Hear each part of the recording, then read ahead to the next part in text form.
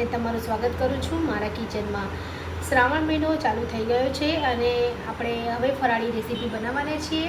આજે આપણે ફરાળી રેસીપીમાં સેન્ડવિચ બનાવવાના છીએ અને મેં તમને પહેલાં પણ આગળ અલગ અલગ ફરાળી રેસીપી શેર કરી છે। તમે વિડીયો મારા ચેનલમાં જઈને જોઈ શકો છો। અને મેં ફરાળી ઇડલી છે, ફરાળી ઢોસા છે, ફરાળી બફળા છે, ફરાળી વડા બધાની રેસીપી મેં શેર કરી છે અલગ અલગ। હવે આપણે આજે નવું જ એક ફરાળી સેન્ડવિચ બનાવવાના છીએ, તો તમે વિડીયો એન્ડ સુધી જોજો અને વિડીયો તમને સારો લાગે તો લાઇક શેર અને સબસ્ક્રાઈબ કરજો અને હા, મારી ચેનલને સપોર્ટ કરજો।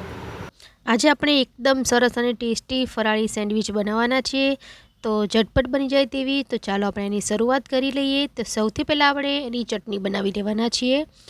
ચટણી એકદમ સરસ તીખી અને ચટપટી બનશે, તો એના માટે આપણે કોથમીર લીધા છે, મીઠા લીમડાના પત્તા લીધા છે, તીખા 2 મરચાં અને ફુદીનાના પત્તા લીધા છે અને એને આપણે ધોઈને એક ચટણી જારમાં લઈ લીધા છે। એની ઉપર આપણે સિંધાલું મીઠું એડ કરી દીધું છે અને આપણે આને પીસવા માટે થોડું ઠંડુ પાણી એડ કરવાનું છે અને એને એકદમ સરસ ઝીણું પેસ્ટ કરી લેવાની છે।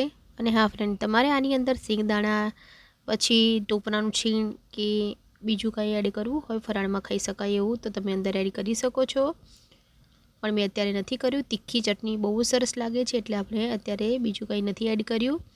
આટલી જ વસ્તુથી એકદમ સરસ ટેસ્ટી આપણી ચટણી બની જશે। હવે મેં એની અંદર થોડું ચપટી જેટલો જીરું એડ કરી દીધું છે અને થોડું દહીં એડ કરી દીધું છે 1 ચમચી જેટલું, અને એકદમ સરસ આપણે પીસી લેવાનું છે। એકદમ સરસ ગ્રીન કલરની એવી ચટણી આપણી બનીને રેડી થશે।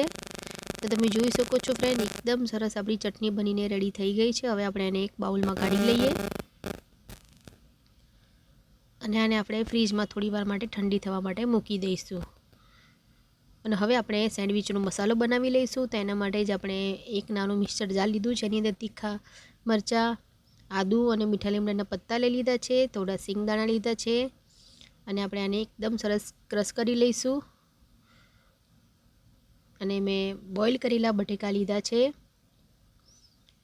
6 જેટલા બટાકા લીધા છે અને આપણે એકદમ સરસ હાથેથી મેશ કરી લઈશું અને એની અંદર આપણે જે મસાલો ક્રશ કરીને રાખ્યો છે એને એડ કરી દેવાનો છે। આની અંદર તમારે ફ્રેન્ડ વઘાર કરવો હોય તો તમે વઘાર પણ કરી શકો છો। હવે ફ્રેન્ડ આપણે આની અંદર એકદમ ઝીણી સમારેલી કોથમીર એડ કરી દઈશું અને થોડી ખાંડ એડ કરી દઈશું અને થોડું આપણે મરી પાવડર એડ કર્યો છે અને લીંબુનો રસ એડ કર્યો છે। તમારી પાસે શેકેલા જીરાનો પાવડર હોય તો તમે એ પણ એડ કરી શકો છો અને બધું સરસ મિક્સ કરી લેવાનું છે। જો તમે હળદર ખાતા હોય તો તમારે હળદર એડ કરવી હોય તો તમે હળદર પણ એડ કરી શકો છો, પણ હળદર વગર પણ આનો ટેસ્ટ બહુ જ સરસ આવે છે। આપણે એકદમ સરસ બધું બરાબર મિક્સ કરી લીધું છે અને મિક્સ કર્યા પછી તમારે થોડું ટેસ્ટ કરી લેવાનું, કંઈ ઓછું લાગે તો તમે એડ કરી શકો છો। હવે આપણે બેટર બનાવવાની તૈયારી કરી લઈશું। તો એના માટે અડધી વાડકી સાબુદાણા લીધા છે અને આખી વાડકી ભરીને મોરિયો લીધો છે અને ક્રશ કરી લેવાનો છે એકદમ ઝીણો, અને એક બાઉલમાં આપણે ટ્રાન્સફર કરી લઈશું। તો તમે જોઈ શકો છો આપણે એકદમ સરસ દરી લીધું છે, થોડું કરકરું હોય તો કંઈ વાંધો નહીં। અને હવે ફ્રેન્ડ આપણે આની અંદર સિંધાલું મીઠું એડ કરી દઈશું, જે ફરાળમાં ખાતા હોય એ મીઠું એડ કરી દેવાનું છે। અને હવે ફ્રેન્ડ આની અંદર આપણે થોડું દહીં એડ કરી દઈશું 1 ચમચી જેટલું। દહીં ના હોય તો તમે છાશ પણ એડ કરી શકો છો અને ઘરનું દહીં પણ તમે એડ કરી શકો છો।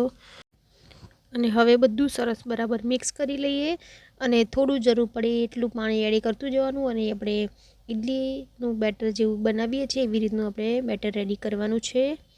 થોડું થોડું પાણી એડ કરતા જઈશું અને મિક્સ કરતા જઈશું।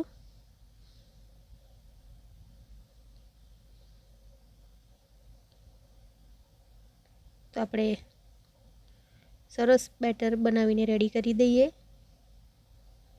તો તમને જો વિડીયો મારા સારા લાગે તો લાઇક શેર અને સબસ્ક્રાઈબ કરજો અને તમે આ વિડીયો ક્યાંથી જોવો છો એ જરૂરથી કમેન્ટ કરજો। અને આપણે ફરાળી રેસીપી બનાવીએ છીએ શ્રાવણ મહિનાના પવિત્ર માસમાં, તો હર હર મહાદેવ લખવાનું ભૂલતા નહીં। કમેન્ટમાં જરૂરથી હર હર મહાદેવ લખજો।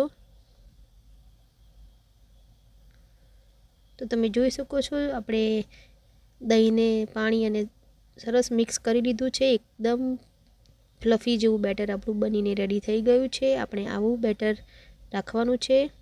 હવે આ સેન્ડવિચ મેકર આપણે લઈ લીધું છે અને ઉપર આવી રીતે બેટરને લગાવીને સ્પ્રેડ કરી દેવાનું છે. કેમેરો વચમાં ઓફ થઈ ગયો હતો એટલે તમને બતાવવાનું રહી ગયું છે. આપણે બેટરને વચમાં સેન્ટરમાં રાખીને બધે સ્પ્રેડ કરી દેવાનું છે અને ઉપરથી આપણે જે માવો બનાવીને રાખ્યો છે એને આવી રીતે થોડો પોરો કરીને પછી આવી રીતે મૂકી દેવાનો છે. તો બધી જગ્યાએ એકદમ સરસ લાગી જાય બધે જ.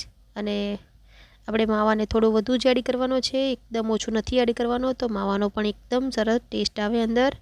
અને ઉપરથી પણ આપણે આવી રીતે બેટર લગાવીને બધું સરસ સ્પ્રેડ કરી દેવાનું છે અને વધનું બેટર આવી રીતે કાઢી દેવાનું છે અને બધે સરસ રીતે સ્પ્રેડ કરીને ઉપર તેલ લગાવી દેવાનું છે.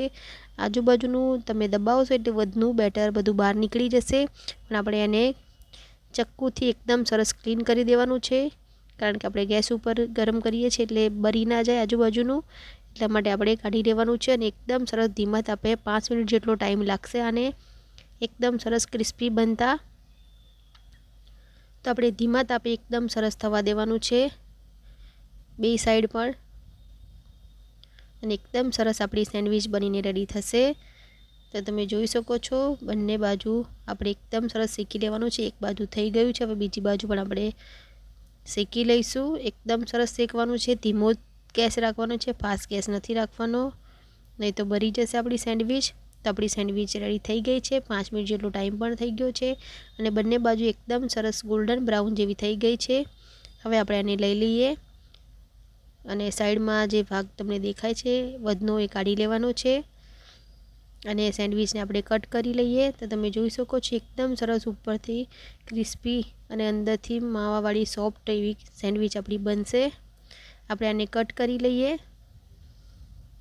બહુ જ ગરમ, એકદમ ગરમા ગરમ સેન્ડવિચ બનીને આપણી રેડી થઈ ગઈ છે. હું તમને બતાવી દઉં.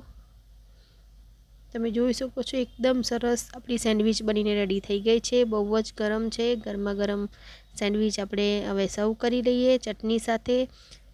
તો આપણી ચટણી પણ રેડી છે. તો હવે સેન્ડવિચ પણ આપણે સર્વ કરી લઈએ. તો તમે જોઈ શકો છો એકદમ ઠંડી એવી ગ્રીન ચટણી આપણી થઈ ગઈ છે તીખી. તો હવે આપણે આને સર્વ કરી લઈએ. તો રેડી છે ફ્રેન્ડ આ ફરાળી સેન્ડવિચ. તમને આ વિડીયો સારો લાગે તો લાઇક, શેર અને સબસ્ક્રાઈબ કરજો અને તમને બીજા નવા ફરાળી રેસીપી મારી ચેનલમાં મળી જશે.